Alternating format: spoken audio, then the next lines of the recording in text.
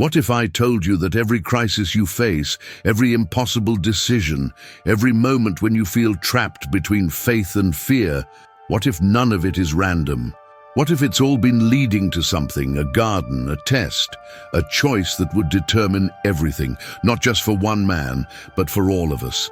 The story begins in another garden, the first one, where God placed the first humans and gave them a world, beautiful, abundant, alive. He gave them wisdom. He gave them life. He gave them one boundary, one tree they couldn't touch.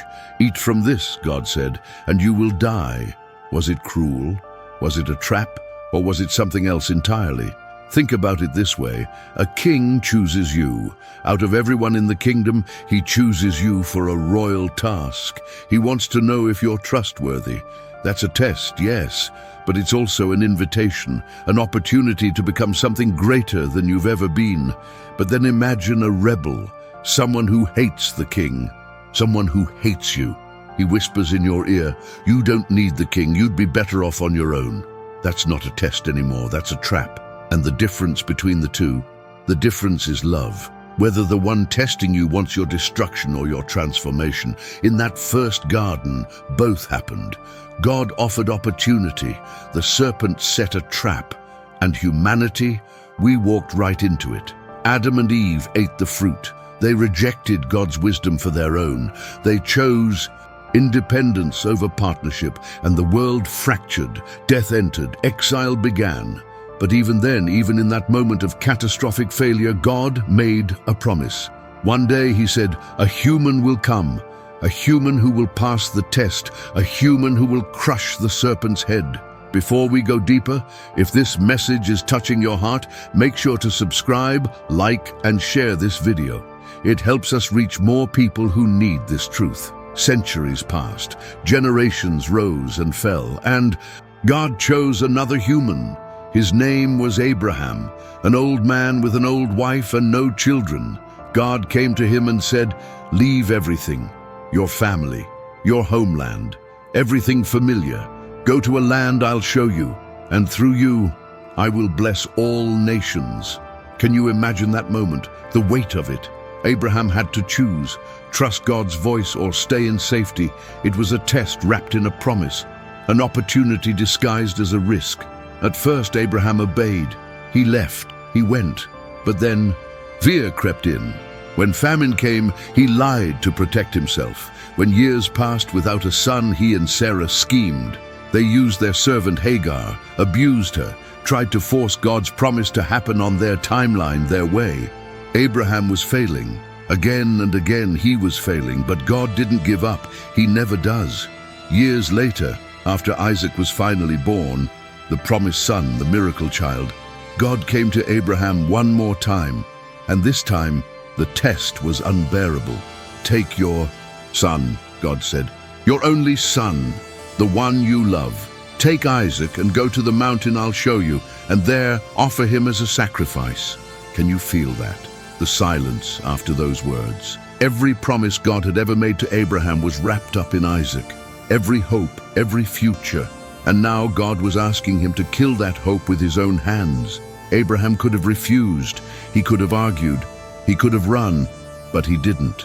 Early the next morning he saddled his donkey, took his son, and walked toward the mountain. For 3 days they walked, 3 days of silence, 3 days of doubt, 3 days where Abraham had to choose with every single step whether to trust God's wisdom or his own understanding. When they reached the mountain, Isaac finally asked, "Father, we have the fire and the wood, but where is the lamb for the sacrifice?" Abraham's answer still echoes through history. God himself will provide. Did he believe it, or was he just hoping? We don't. No, all we know is that he kept walking. He built the altar, he laid the wood, he bound his son, he raised the knife, and in that final moment, when everything hung in the balance, God stopped him. "Abraham, don't lay a hand on the boy. Now I know that you fear God, because you have not withheld your son, your only son, from me." A ram appeared caught in the thicket, a substitute, a sacrifice provided by God himself. Abraham had passed the test, not because he was perfect, He wasn't. But because in the moment that mattered most, he trusted God more than he trusted his own fear. Yet even Abraham wasn't the ultimate answer. He passed one test, yes, but he had failed so many others. Humanity was still waiting, still searching for someone who could be trusted completely. Abraham's family grew. They became a nation, Israel, and God continued to test them. In the wilderness for 40 years, he gave them opportunities every single day. Would they trust him for water when their throats burned with thirst? Would they trust him for bread when their stomachs ached with hunger? They didn't. Instead, they complained. They accused God of trapping them in the desert to kill them. They built idols. They turned back to Egypt in their hearts. Generation after generation, they failed. The pattern repeated. God offered opportunity. Humanity chose the trap. The entire story of Israel became a testimony to one terrible truth. We are not qualified. No matter how many chances we get, we cannot pass the test on our own. And then, after centuries of waiting, after centuries of failure, a man walked into the wilderness. His name was Jesus. For 40 days and 40 nights he fasted. No food, no water, just scorching sun and freezing nights and the howling emptiness of the desert. And there, in that place of weakness, the serpent came. The same ancient rebel who had trapped Adam and Eve. The same enemy who had tested Abraham and Israel. But this time, something was different. Every temptation the devil threw at Jesus, he answered with Scripture. Every trap he saw through. Every lie he rejected. Where Adam failed in a garden of abundance, Jesus succeeded in a desert of deprivation. Where Israel complained after 40 days, Jesus stood firm after 40 days and nights. He passed the test, the first human since Eden to face the enemy and win. But that wasn't the ultimate test. That was just the beginning. Years later, Jesus took his closest friends to another garden, Gethsemane, and there he told them something that should make us all pause. Tonight is the great test. God had commissioned him. Go to Jerusalem, give up your life, become the sacrifice, the substitute, the ram in the thicket for all of humanity. And Jesus knew what was coming. The betrayal, the mockery, the torture, the cross, the weight of every sin, every failure, every test that humanity had ever failed, all of it about to be placed on his shoulders. And in that garden, he prayed, "Father, if there's any other way, let this cup pass from me." He was afraid. He was human. He sweat drops of blood under the crushing weight of what was ahead. But then he said the words that changed everything. "Not my will, but yours be done." Can you see it? The parallel. Abraham on the mountain, knife raised, choosing to trust. Jesus in the garden, knowing the horror ahead, choosing to obey. But this time, there would be no voice from heaven stopping the sacrifice. This time, the knife would fall. Because Jesus wasn't just passing the test for himself. He was passing it for Abraham, for Israel, for Adam and Eve, for you, for me, for every human who has ever faced a choice between God's wisdom and our own way. On the cross, Jesus became the substitute, the ram in the thicket, the sacrifice God provided. And when he died, he didn't just pass the test.